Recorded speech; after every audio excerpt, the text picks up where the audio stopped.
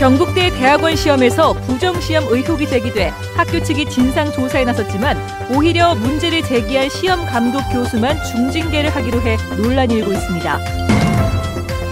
최근 대구 지역 주택 매매 시장의 상승세가 계속되면서 이사철을 맞은 전세 시장이 폭등하고 있습니다.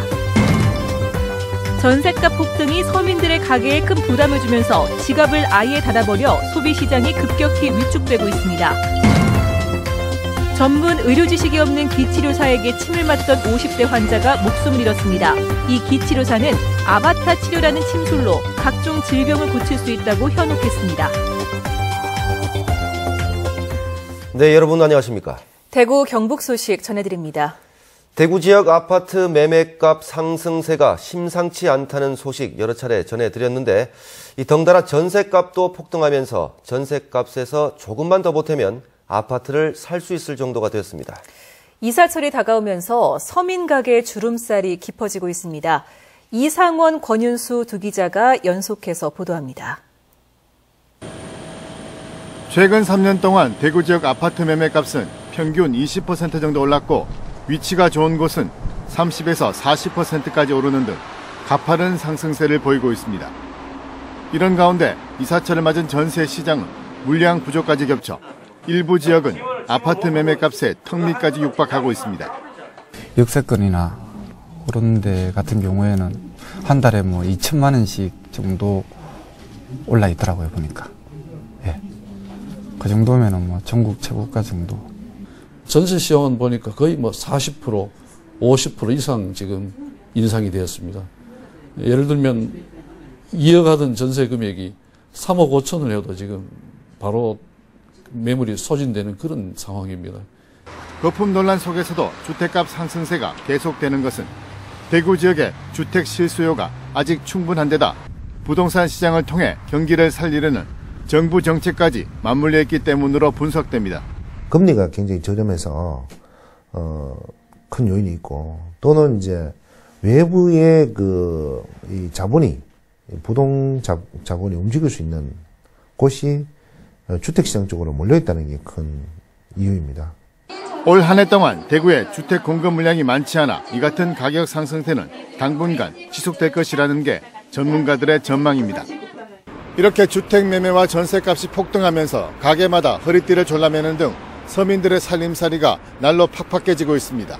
이어서 권윤수 기자가 보도합니다.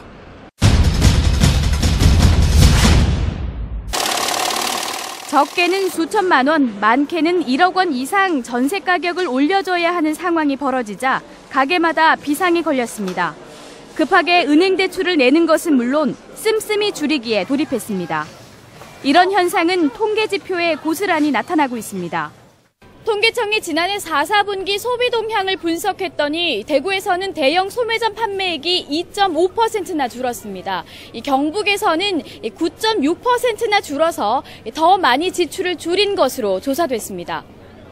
식비나 교육비 등의 지출은 지난해 수준이었는데 의복이나 신발, 가방, 화장품, 가전제품 등 당장 사지 않아도 생활에 큰 지장을 주지 않는 품목의 지출을 많이 줄였습니다. 상승한 매매가가 다시 또 전세 가격을 끌어당기는 그런 게 있거든요. 그러면서 계속해서 가계 소비 부담이 가중되고 이게 이제 악순환이 지속되면서 소비가 위축돼 버린 거죠. 전국에서 이례적으로 주택값 고공행진을 이어가고 있는 대구. 집을 두세 채 이상 가진 사람들에게는 호기로 작용하고 있지만 내 집 장만을 꿈꾸며 힘겹게 살아가고 있는 서민들에게는 위기로 다가오고 있습니다. MBC 뉴스 권윤수입니다. 영호남 간의 상생 협력이 폭을 넓히고 있습니다. 지난달 대구시와 광주시, 경상북도, 전라남도가 상생 협력을 선언한 데 이어 이번에는 경북과 전남도의회가 상생 발전을 위한 공동 합의문을 채택했습니다. 도성진 기자가 보도합니다. 전라남도의회 의장단 12명이 오늘 구미시 상모동 고 박정희 대통령 생가를 방문했습니다. 이들은 생가를 둘러보고 박 대통령 영정사진 앞에서 헌화와 참배를 했습니다. 전라남도 의회가 구미를 방문한 것은 경상도와 전라도 사이에 깊게 뿌리박고 있는 지역 감정을 없애기 위해서입니다. 후손들에게는 더 이상 대물림을 하지 않아야 되기 때문에 저희들이 상생 발전할 수 있는 또 화합할 수 있는 길을 우리 양도의회가 합의하기 위해서 이렇게 왔습니다. 이보다 앞서 경상북도 의회와 전라남도 의회는 오늘 경상북도 의회에서 상생발전을 위한 공동 합의문을 채택했습니다. 동반자 관계를 유지 발전시켜 두 지역의 공동 발전을 이루어내고 지방 분권과 지역 균형 발전에 힘을 모으기로 했습니다. 특히 각종 선거에서 지역 감정을 조장하는 일체 행위를 금지하기로 해 눈길을 끌었습니다. 운영위원장 실무협의회도 거치고 의회 사무처 우리 공무원 이 협의도 거쳐서 오늘에 오기까지는 상당한 이 치밀한 그런 계획이 있었습니다. 경북도의회는 다음 달 전남도의회를 방문해 상생발전 교류협약을 체결하고 5.18 민주공원을 참배하는 등 후속 조치를 이어가기로 했습니다. 지난해 두 지역 국회의원과 광역단체장에 이어 의회까지 동서화합에 나서면서 경상도와 전라도의 심리적 거리가 점점 좁혀지고 있습니다. MBC 뉴스 도성진입니다. 다음 달 11일에 치러지는 제1회 전국 동시조합장 선거의 후보자 등록이 오늘부터 시작된 가운데 지금까지 대구는 58명, 경북은 353명이 후보 등록을 마쳤습니다. 대구는 서대구 농협과 고산 농협이 경쟁률 4대1로 가장 높았고 경북은 구미 도계 농협과 선산 농협, 칠곡 동명 농협, 영천 신령 농협이 각각 5대1로 경쟁률이 가장 높았습니다. 후보자 등록은 내일 오후 6시까지고 마감 이후에 추첨을 통해 후보자 기호를 결정합니다. 대구 상공회의소는 오는 6월 폐쇄가 결정된 한국거래소 대구 사무소를 계속 유지해달라는 건의서를 오늘 한국거래소와 금융위원회, 새누리당과 새정치민주연합 정책위 의장에게 전달했습니다. 대구 상인은 대구 사무소 폐쇄로 자본시장의 수도권 집중화에 따른 정보와 서비스 불균형이 심화되고 상장과 정보 수집을 위한 비용과 시간 증가로 지역 기업의 경쟁력이 약화될 것이라고 우려했습니다. 경북대 대학원 시험에서 학생들이 시험 문제를 미리 가지고 있다가 교수에게 적발됐습니다. 문제 유출이 의심돼 대학 측이 진상조사까지 했는데 어떻게 된 일인지 문제를 삼은 시험감독 교수만 중징계하기로 했습니다. 조지한 기자가 취재했습니다. 지난해 8월 경북대 아동가족학과 대학원 논문 자격 영어 시험에 6명이 응시했습니다. 감독 교수가 시험 도중 행동이 이상한 학생 2명이 가지고 있던 자료를 압수했습니다. 6개의 영어 지문을 가지고 있었고 그중 4개는 출제 문제와 일치했고 한글 해석문을 반복해 쓴 연습장도 함께 있었습니다. 당시 출제된 8문제 가운데 한 문제입니다. 학생에게 압수한 것과 똑같고 심지어 문제 번호까지 동일합니다. 한 문제에서는 가운데 한 문장이 빠졌는데도 답안지에는 빠진 부분까지 일부 해석하기도 했습니다. 학과 조사 결과 3명의 박사과정 학생과 2명의 지도교수 사이에 시험 관련 얘기가 사전에 오간 것으로 드러났습니다. 지도교수가 예상되는 문제를 학생들 보고 출제해오라 했다. 그래가지고 자신의 책에다가 이렇게 출제용 문제를 표시를 하고 영어 지문을 주고 해석하는 거니까 표시를 하고 애들한테 돌려주고. 해당 지도교수들은 시험 범위만 지정했다고 해명했지만 지도학생 외에는 아무에게도 알리지 않았습니다. 해당 학과에서 비대위까지 구성해 문제 제기를 했지만 대학 측은 부정행위와 관련한 직접적인 증거가 없다며 문제 제기를 받아들이지 않고 있습니다. 6개월 조사 끝에 오히려 문제 제기한 교수를 직위 해제 등 중징계하겠다고 통보하자 다른 교수들도 어이없사합니다. 학생이 보고 있는 시험과 똑같은 문제를 미리 그 학생들이 가지고 있었다는 그것만 가지고도 문제가 되는 게 아니냐. 그거 이상의 뭐가 증거가 필요한데요. 대학 본부 측이 시험 도중 교수에게 적발된 의혹조차 덮어버리면서 국립대 권위를 스스로 무너뜨리고 있습니다. MBC 뉴스 조지한입니다. 지난해 말 원자력안전위원회로부터 사용 승인을 받은 경주 방패장이 다음 달 본격적인 운영을 앞두고 모의 운전을 했습니다. 공단은 모의 운전을 통해 방패물 처분의 모든 과정을 실제와 똑같이 점검했습니다. 박상환 기자가 보도합니다. 방사성 폐기물 드럼을 나르는 전용 트럭이 인수 저장 시설로 진입합니다. 여기서 3단계 검사를 마친 폐기물 드럼은 처분 용기에 담겨 전용 트럭을 통해 지하 처분시설 입구로 이동됩니다. 입구부터 2개의 격리 셔터를 통과하고 나면 해수면 아래 80m 지점에 방사성 폐기물이 저장되는 6개의 사일로가 나타납니다. 방패장 1단계 처분시설에는 10만 드럼의 중저준위 방사성 폐기물이 저장되는데 올해 4천 드럼의 폐기물을 처분합니다. 사일로 구역에 들어선 트럭은 그리퍼라는 크레인을 통해 콘크리트 처분 용기를 지하 35m 아래로 바로 쌓는 정치 작업을 진행합니다. 지하 처분시설 운영에서 가장 중요한 작업으로 고도의 정밀함을 요구합니다. 실제로 방패물을 27달러 닦는 시원에서 맨 아래 방패물과 맨 위에 방패물과의 변이 차이가 7mm로 나타났습니다. 이는 국제 기술 기준인 1cm보다 매우 우수한 기준이라고 생각합니다. 그동안 지진 가능성과 지하수 유출 등 안전성 논란에 대한 대책을 마련하고 다음 달부터 본격적인 운영에 들어갑니다. 지하수 배수 관리를 철저히 하고 있고요. 그다음에 지하 130m부터 시작해서 사이로가 6개가 안정되어 있습니다. 그래서 우리 철저하게 관리함으로써 전 국민들이 어려움을 불안하는 것을 다 신뢰를 받고 안전하게 좀 운영하도록 하겠습니다. 환경공단은 12만 5천 드럼을 처리할 수 있는 천층 처분 방식의 2단계 처분장을 오는 2019년 건설할 예정입니다. MBC 뉴스 박상환입니다. 전교조 경북지부는 경북교육청이 올해부터 초등학교 3학년부터 6학년까지 기말고사를 2차례 실시하기로 해 사실상 일제고사를 강제하고 있다며 중단할 것을 촉구했습니다. 전교조는 1년에 2차례 같은 날짜에 지필고사를 치른다면 과거 일제고사 때 보충 수업과 예체능 수업 전폐, 문제풀이식 수업으로 돌아가 혼란을 일으킨다며 시정을 요구했습니다. 포항에 있는 한 중학교가 영어 교사 발령이 안 나서 영어 교사 없이 개학을 하게 됐습니다. 경북교육청은 모 분교에 근무하는 영어 교사가 휴직으로 3년 근무 기간을 채우지 못해 2개월 더 근무한 뒤 5월부터 포항 모 중학교에 발령 내기로 했습니다. 이에 대해 전교조 경북지부는 벽지 가산점을 챙겨주기 위해 학습권이 침해받고 있다며 교육청은 인사파행에 사과하라고 요구했습니다. 카카오 택시라고 들어보셨습니까? 전화를 거는 게 아니라 스마트폰 앱으로 택시를 부르는 방식인데요. 오늘 대구에서 사업 설명회가 열렸는데 기대와 우려가 교차하고 있습니다. 금교신 기자가 취재했습니다. 자신이 있는 곳에서 택시를 부르기 위해선 우선 호출택시 사업자에 전화부터 걸어야 합니다.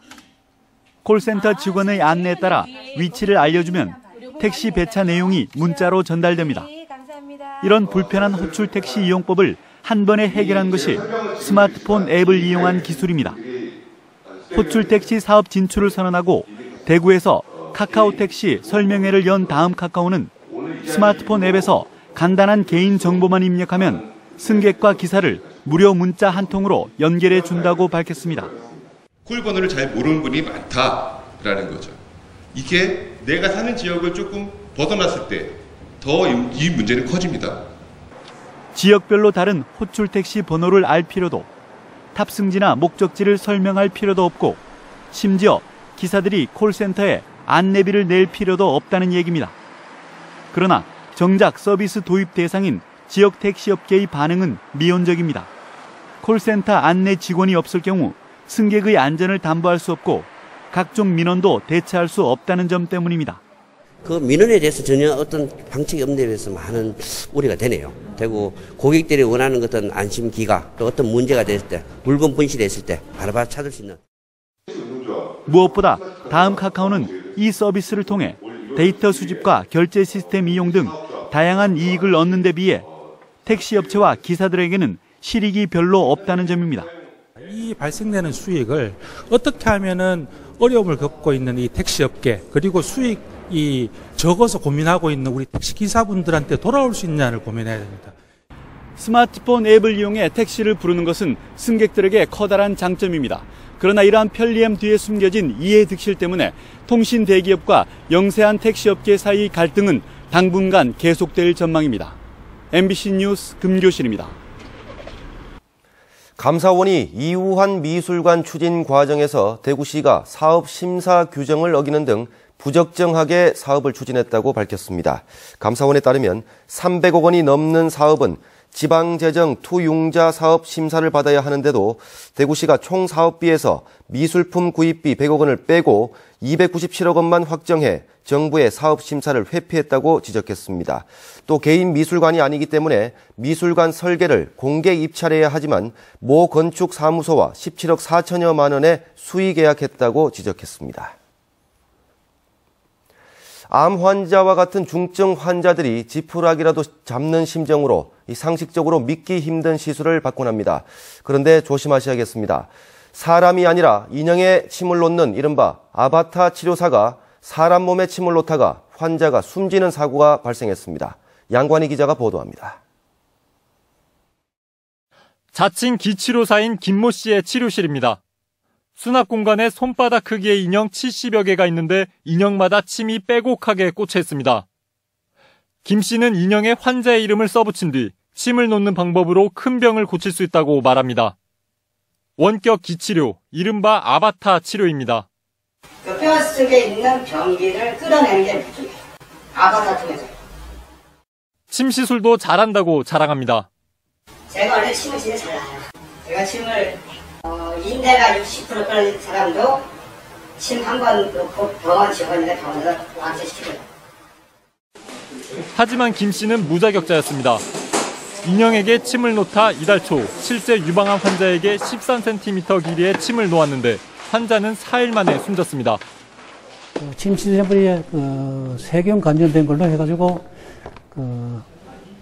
폐혈증을 쏘크로 사망했다는 그런 부검 결과가 확인되고 있습니다.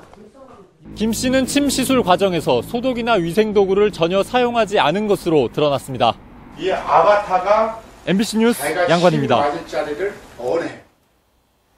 대구 불교총연합회가 오늘 대구 아양센터에서 을미년 신년 교례회와 회장 및 연합신도회장 취임 법회를 가졌습니다.